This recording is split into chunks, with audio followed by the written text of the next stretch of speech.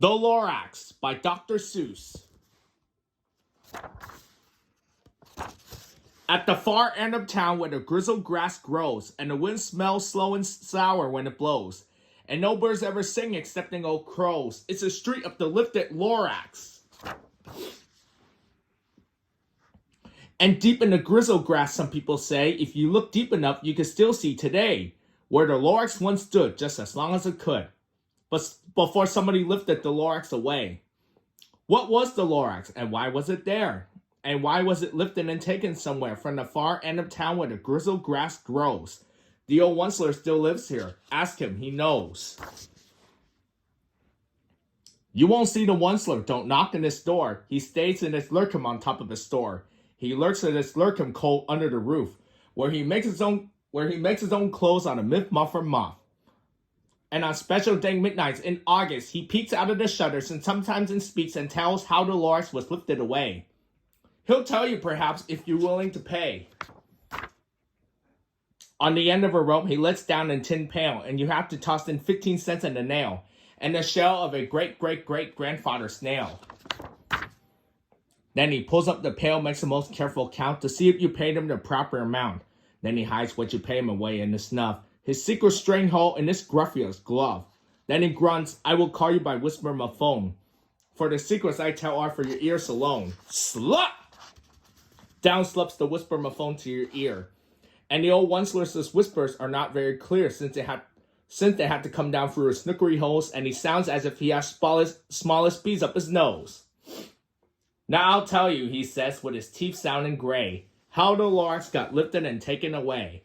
It all started way back, such a long, long time back.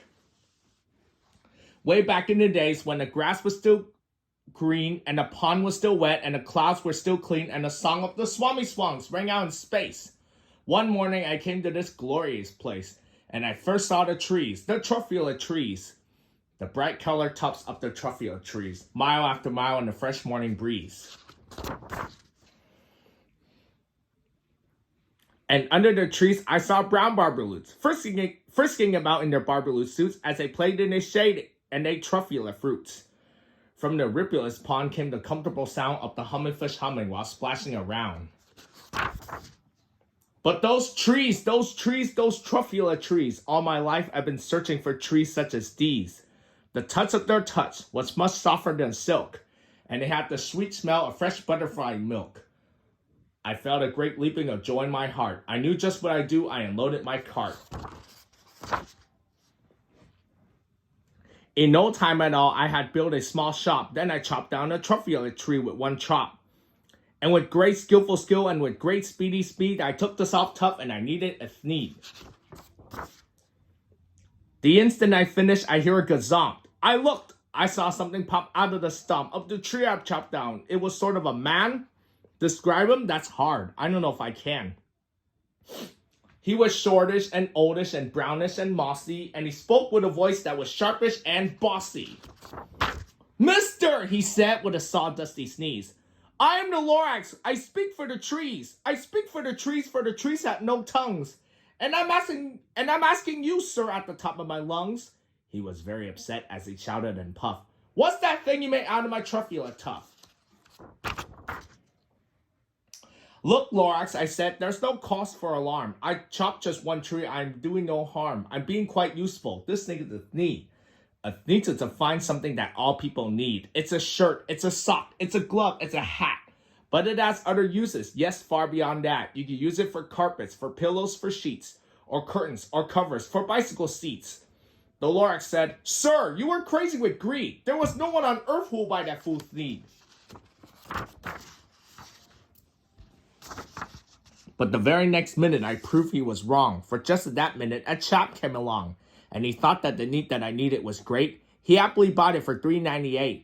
I laughed at the Lorax. You poor stupid guy. You never can tell what some people will buy. I repeat, cried the Lorax, I speak for the trees. I'm busy, I told him. Shut up, if you please. I rushed across the room and in no time at all built a radio phone. I put in a quick call. I called all my brothers and uncles and aunts, and I said, listen here, here's a wonderful chance for the whole Onceler family to get mighty rich. Get over here fast. Take the road to North Niche. To left at Weehawken. Start right at South Stitch. And in no time at all, in the factory I built, the whole Onceler family was working full tilt. We were all nicking thieves, just as busy as bees, to the sound of the chopping of truffula trees. Then, oh baby, oh, how my business did grow. Now, chopping one tree at a time was too slow. So I quickly invaded my super axe hacker, which whacked out 4 truffula trees in one smacker. We were making thieves 4 times as fast as before, and that Lorax, he didn't show up anymore. But the next week, he knocked on my new office door. He snapped, "I am the Lorax who speak for the trees, which you seem to be chopping as fast as you please. But I'm also in charge of the brown barbaloos, who played in the shade in their barbaloo suits and happily live eating truffula fruits. Now, thanks to your hacking my trees to the ground, there's not enough truffula fruit to go around, and my poor barbaloos are all getting the crumblies because they have gas and no food in their tummies. They love living here, but I can't let them stay. They'll have to find food, and I hope that they may. Good luck, boys!" he cried, and he sent them away. I, the Onceler, felt sad as I watched them all go.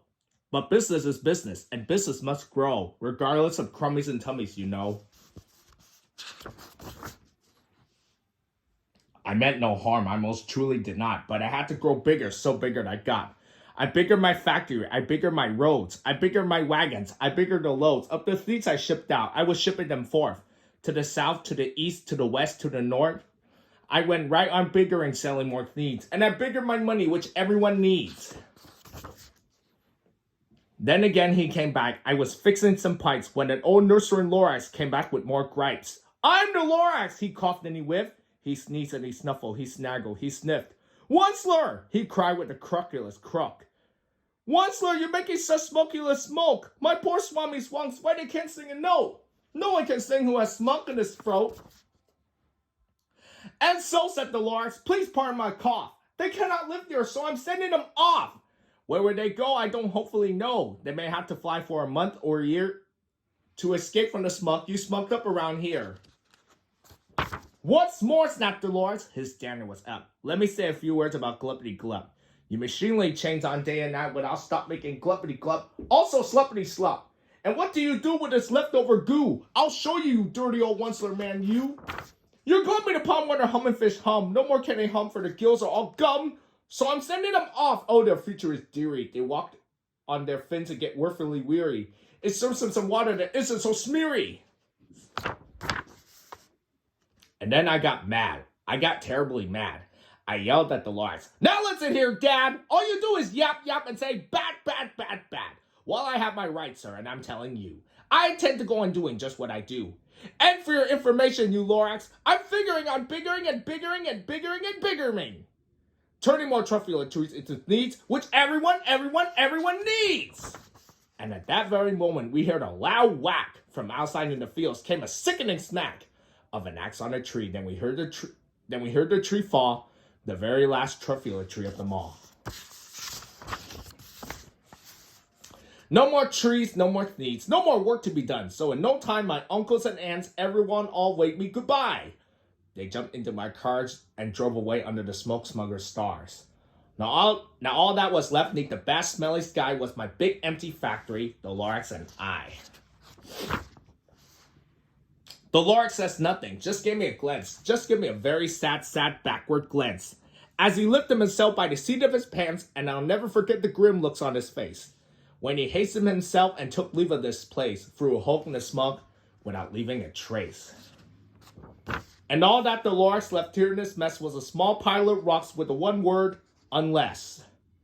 Whatever that meant, well, I just couldn't guess. That was long, long ago. But each day since that day, I sat here and worried away. Through the years, while my buildings have fallen apart, I worried about it with all of my heart. But now, said the Onceler, now that you're here, the word of the Lorax seems perfectly clear. Unless someone like you cares a whole awful lot. Nothing's going to get better, it's not. So catch, called the Onceler. He let something fall. It's a truffula seed. It's the last one of all. You're in charge of the last of the truffula seeds. And truffula trees are what everyone needs. Plant a new truffula, treat it with care. Give it clean water and feed it fresh air. Grow a forest, protect it from axes that hack. Then the Lorax and all of his friends may come back. The end.